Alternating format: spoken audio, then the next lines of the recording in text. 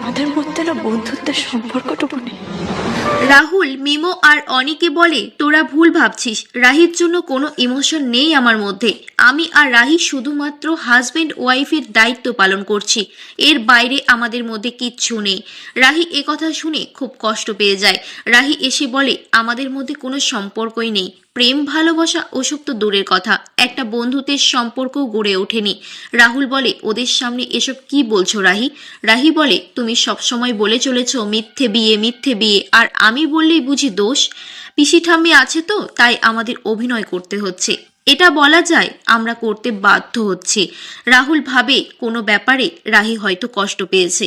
রাহি বলে, বিয়ের মণ্ডপে বলেছ, ফুলশয্যার রাতে বলেছ, আমার আড়ালের সবাইকে বলেছ, সত্যিই তো কোনো সম্পর্কই যখন নেই, সবকিছুই তো মিথ্যে। বলে, উত্তর দাও রাহুল।